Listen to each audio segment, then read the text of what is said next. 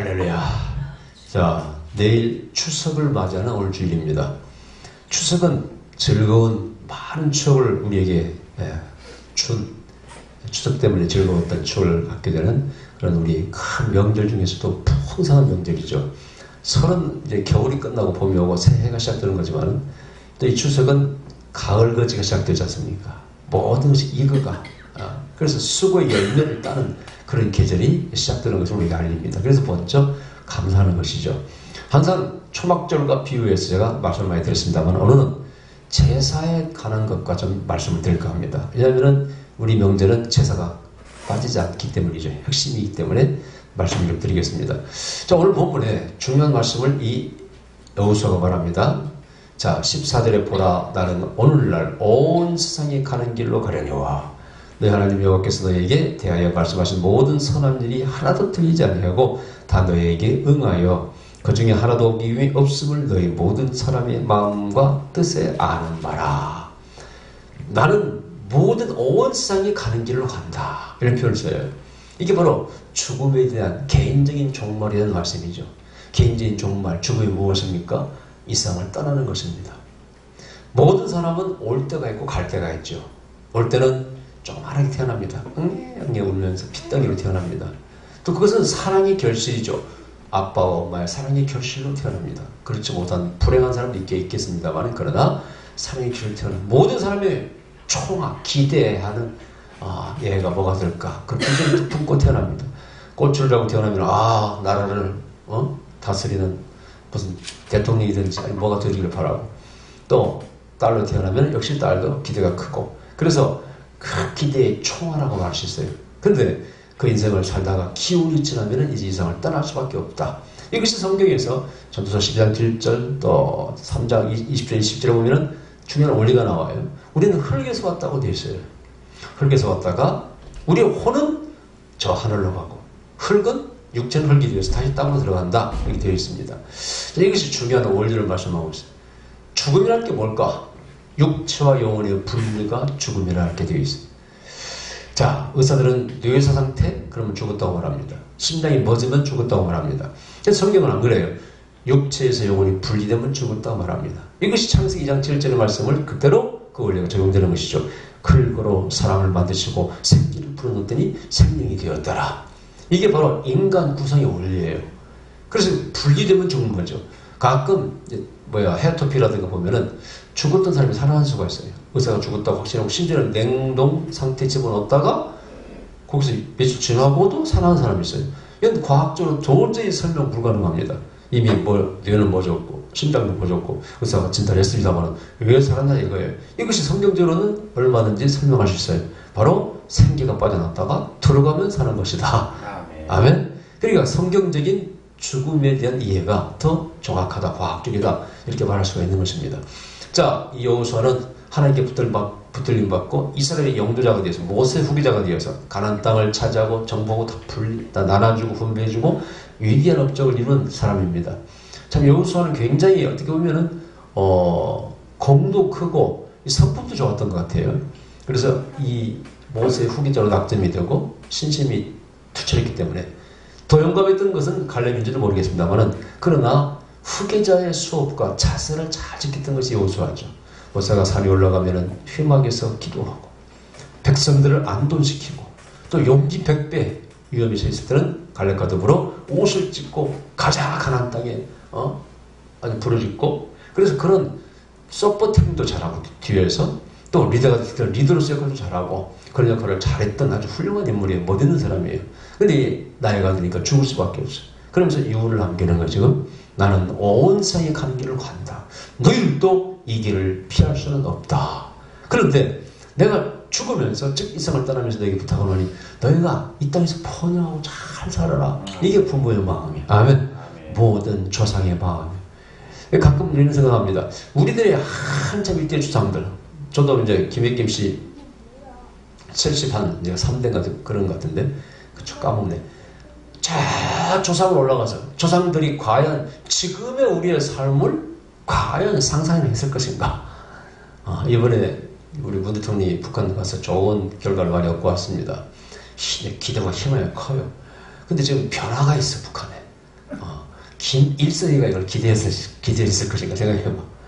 네? 아들 때에서는 실패했어요. 김정일이는 손자 때에서 이 헤어스타일부터 자기 할아버지를 닮고 이상하게 하고 할아버지 닮게 만들더라고. 살도 일부러 쪘는지 하여튼 그렇게 만들더니 김일성이 할아버지 때는 우리가 잘 살았지. 여러분 김일성이가 초반기에는요 잘 살았어요. 그때가 우리보다 훨씬 잘 살았습니다. 남쪽보다.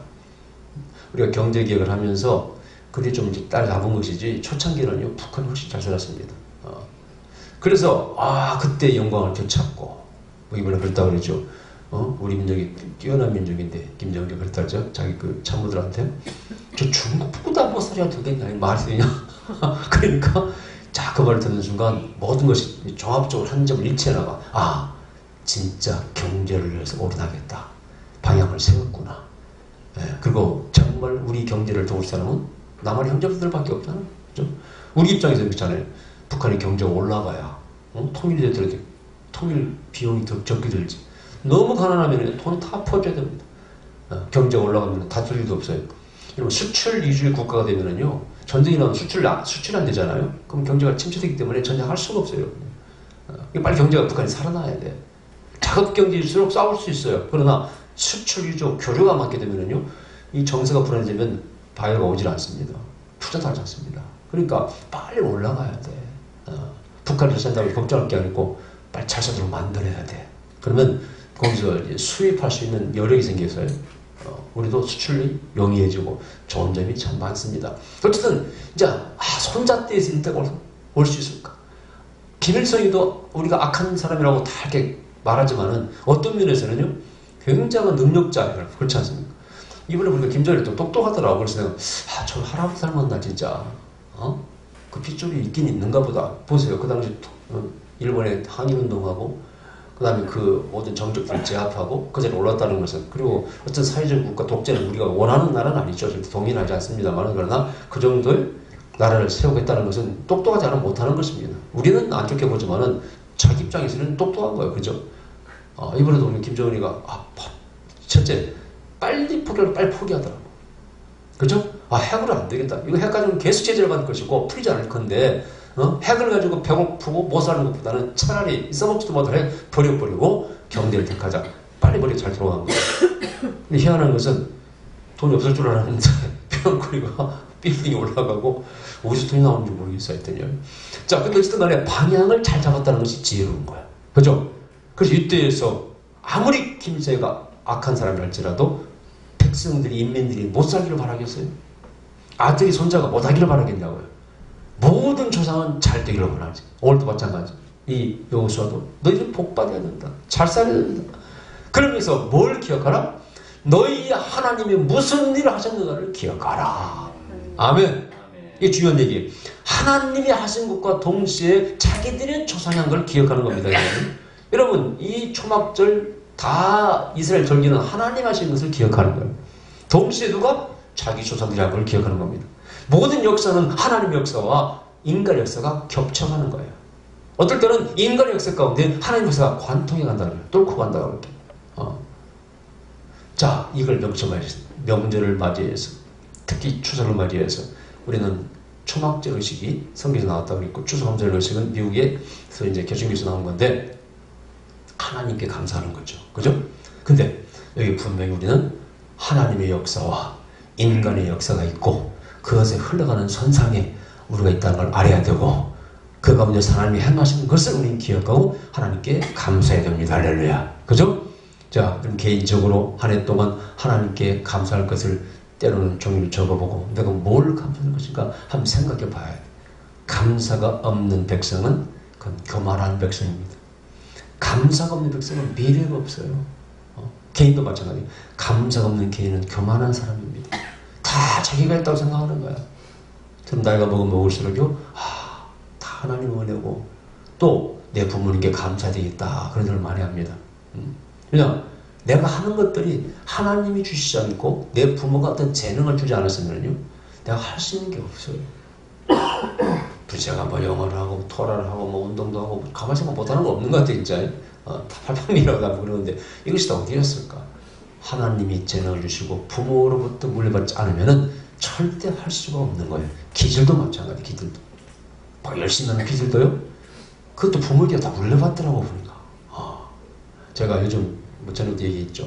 명당이라는 건 없는 것이다. 미국 가보니까 명당 쓰는 사람, 명당 써가 잘 된 사람 없더라. 딱 평범한 다 묻어버리더라. 미국 가니까 교회에다가 다 무덤 만듭니다. 교회에다가. 시비도 안 걸어요. 우리 한국 뭐 시비 걸죠? 거기 땅이 넓어서 그런지 뭐 시비도 안 걸고. 그다음에 뭐 묘지에 가봐도 그냥 평평한데 다 묻었지. 그냥 우리처럼 뭐 자충 500호 해가지고 묻은 게 아니야. 뭐 앞에 호수가 있어야 무슨 뭐 재벌이 나오고 그런 거 몰라. 그래도 잘만 살아. 근데 내가 이런 얘기를 합니다.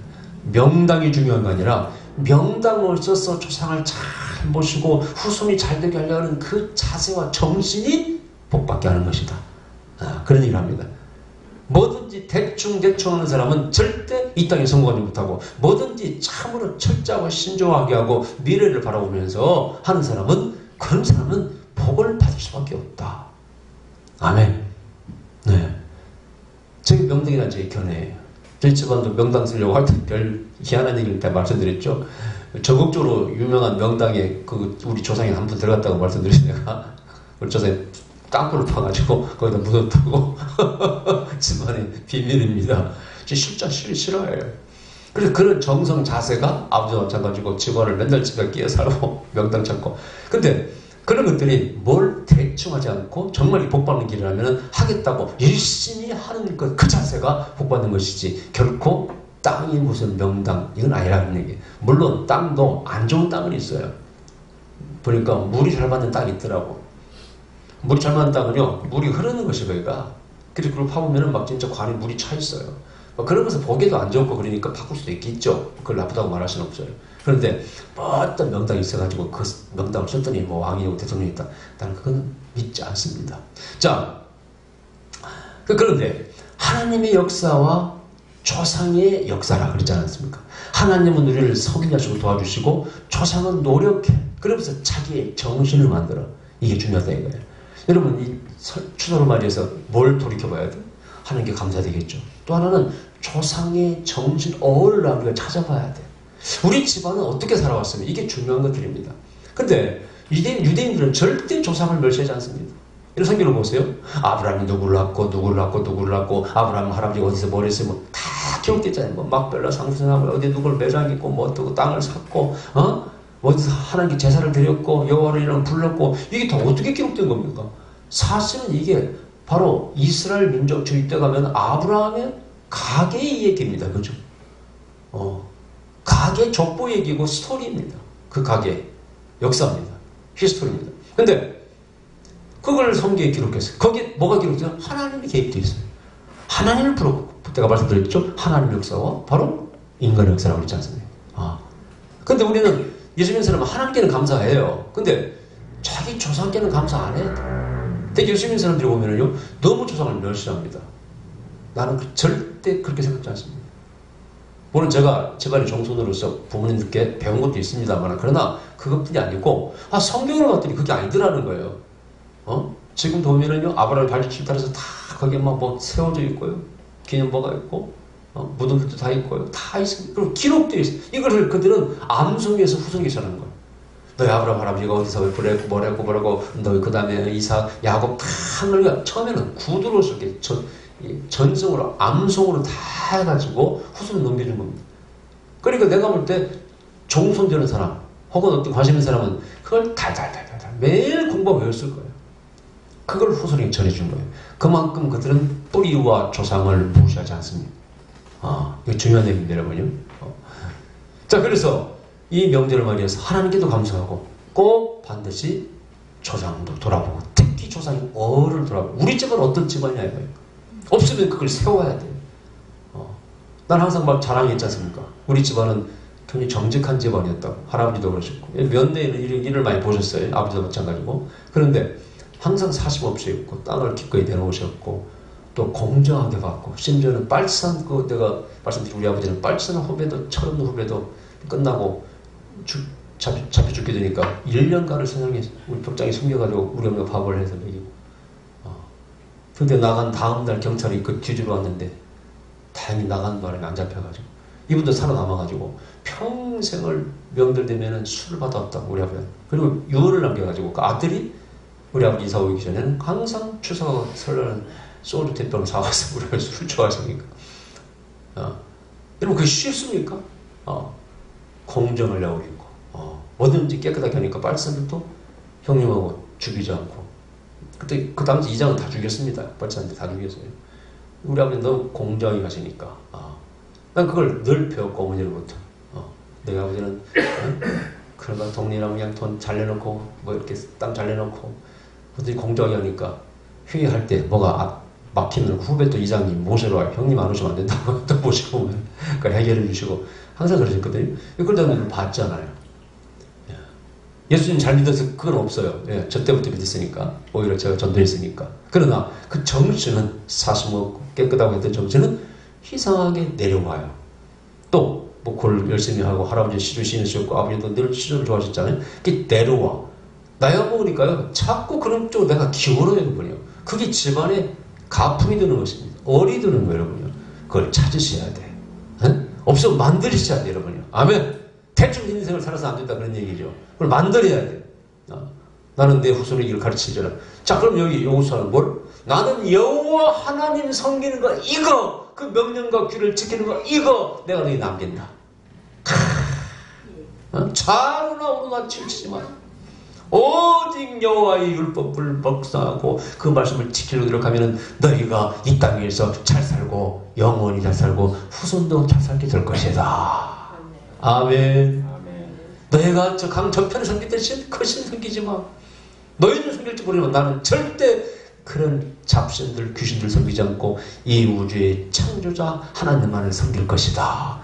이것은요 굉장히 철학적인 얘기입니다. 신앙적이며 철학적인 얘기. 생각해보세요. 이 우주가 이렇게 광대하지만은 이 우주가 여러 신이 창조했다고 믿습니까 여러분? 그게 맞아? 택도 없는 얘기예요. 이 우주의 창조는 한 분밖에 없어. 여러분 지혜로 일성으로 정말 창조자가 누군지 찾아야 돼요. 그리고 진정한 창조하는 그 창조는 선한 신이 돼야 되고요. 우리 인간을 도와주는 신이 돼야 되고 그런 신이 있다면 그건 겸손한 신이 되어야지 교만하고 인간을 지배하고 착취하는 경배를 받기 좋아하는 그런 신이라면 절대 섬기서는 안 돼. 그건 진짜 신이 될 수가 없는 거예요. 성경의 하나님은 우리의 창조자고 주인이시지만은 인간이 돼서 오셨고 인간을 섬기고 바로 시켜주시고 십자가에서 우리 죄를 대신 지고 돌아가시는 겸손과 사랑의 극치를 보인 하나님이 아닙니까? 아멘. 그것은 회교나 불교나 어느 종교이든지 그런 인격적인 신이 그렇게 겸손하고 우리를 위해 희생하는 신은 찾아볼 수가 없는 것입니다. 하나님 여러분을 선택하셨고 여러분도 하나님을 잘 선택하셨습니다. 그래서 절대 나는 우상을 섬기지 않고 내 하나님만을 섬기리라. 아멘. 이것이 여러분들의 유언이 되어야 돼. 자, 이것이 열왕기상 2장 2절에 가봅시다. 왕상 2장 2절에 다윗이 또 거기서 자기 아들에게 솔로몬에게 주는 나옵니다. 하면서 왕상 주여 이걸 꼭 다윗의 유언을 들어볼 필요가 있습니다. 자 보세요. 다윗이 죽을 날이 임박하면 그 아들 솔로몬에게 명하여 가로되 내가 이제 세상 모든 사람의 가는 길로 가게 되었느라. 똑같은 얘기입니다. 가게 되었느니 너는 힘써 대장부가 되고 그 다음 3절 내 하나님 여호와의 명을 지켜 그 길로 행하여 그 법률과 계명과 율례와 증거를 모세의 법에 기록된 대로 지키라. 그리하면 내가 무엇을 하든지 어디로 가든지 형통할지라. 이 두 가지입니다. 힘써 대장부가 되라. 야, 이 참 재밌는 얘기예요. 이 대장부를 어떻게 해석해야 될까요? 남자니까 우리가 흔히 알고 있는 대장부 뭐든지 좀 크고 이해심이 많고 포용하고 과감하고 결단력 있고 큰 일을 행하는 그런 사람을 대장부라고 하는 것이죠. 너는 그렇게 살아라. 이게 못 있는 말 아닙니까? 저도 마찬가지 제 아들에게 너도 대장부가 되라. 쫄장부가 아니라 좀씨가 아니라 남자가 여자처럼 여자 무시하는 게 아니고 여자의 그 작은 헛결 말하는 겁니다. 그렇게 살 게 아니라 너는 스케일도 크고 꿈과 이상이 크고 큰 것을 바라보고 큰 땅을 바라보고 뭔가 이 땅 이루려고 노력하고 이렇게 대장부같이 살아라. 아멘. 두 번째는 뭡니까? 똑같은 얘기. 여호와의 명령과 규례를 지켜 행하라. 할렐루야. 사실은 거기에 모든 것이 답이 있습니다. 너희 인생이 틀린 인생, 옳은 인생, 성공한 인생, 실패한 인생 어디서 길판이 나느냐? 하나님의 말씀을 지켜 살면 반드시 성공하고 옳고 바르고 그것이 승리하는 인생을 산다 이겁니다. 이제 이것은 개인적인 종말과 연결되어 있어요. 요셉 죽지 않습니까? 다윗 죽지 않습니까? 자, 요한계시록에 보면은 여러 군데 나옵니다. 행위가 우리를 따라온다는 거예요. 행위를 기록한 책이 있다는 겁니다. 그리고 우리가 죽음이 두 번 있습니다. 저 육체가 죽을 때 영혼과 육체가 분리됩니다만 두 번째가 영적인 죽음입니다. 그죠? 그걸 두 번째 사망, 둘째 사망이라고 이렇게 요한계시록 말씀하고 있어요. 그러니까 우리는 두 번 심판을 받는 거예요. 하나는 영혼과 육체가 분리될 때, 또 하나는 개인적인 종말이죠. 또 하나는 영원한 것이죠. 심판장 앞에서, 영원한 심판장 앞에서, 저 마태복음 25장 말씀처럼 양이냐 염소냐 지옥이냐 천당이냐 이렇게 분명하게 되어 있습니다. 그게 둘째 상황이라고 성경이 말씀하고 있습니다. 그래 그때 최후에 우리는 승자가 되어야 돼. 아멘. 이게 모든 것이 어떻게 결정되는 거야? 네가 인생에 조금 실패할 수 있어. 돈도 잃어버릴 수 있어. 좋은 차도 못 타고 다니고 사물스러운 갈 수도 있어. 그러나 그것이 영원한 실패는 아닙니다. 오히려 그 사람이 그렇게 실패했다 할지라도 과정이 훌륭하고 선을 위해서 옳은 것을 위해서 살았다면 오히려 성인이 될 수 있는 것입니다. 정말 결과는 둘째 사망. 하나님 앞에서 심판받을 때 결정된다. 이때 모든 것을 적용하는 잣대가 하나님 말씀입니다. 아멘. 아멘. 여러분 우리 잣대는 달라요. 뭐 이번에도 뭐 아파트 어쩌 오르니까 강남 사람들 좋겠지. 집 한 채 막 가지고 샀더니 막 20억 30억 올라갔으니 배가 부르겠지. 에라이 세금 폭탄을 좀 맞아버리라. 목사가 이렇게 해서는 안 되겠지만은 은근히 이 박탈감 기분이 안 좋네. 정부에서 빨리 좀 잡았어야지 말이야. 그것이 성공이 잣대입니까? 저번에 나도 내 친구도 거기 20억짜리 전에 샀다고 자랑하더만 한 30억 올라갔겠구만. 나 안 부럽습니다. 그러나 그의 삶과 그 삶의 궤적과 내 삶의 궤적은 완전히 달라요. 그 친구는 뭐 돈 벌고 그쪽에 뭐 달려왔겠지만 나는 그렇게 안 살았습니다. 나는 민주화운동했고 약자를 위해서 대모했고 시위했고 복음전했고 세미나했고 성령운동했고 부흥사로 살아갔고 많이 했습니다. 하나님 말씀대로 살아왔습니다. 여러분이요. 노력했습니다. 그렇게 하기 싫은 공부도 노력했고 힘들지만 가서 피곤함 입고 가서 약자를 위해서 시위하고 내 딴에는 정말 양식껏 살려고 노력했습니다. 이런 것들이 마지막 평가를 받는 것이 어디라고요? 하나님의 보호자 앞에서. 할렐루야. 이게 바로 최후 심판입니다. 그래서 너는 이 땅에서는 대장부처럼 살고 네 삶이 성공의 실패를 결정하는 것은 하나님의 앞이니까 영원한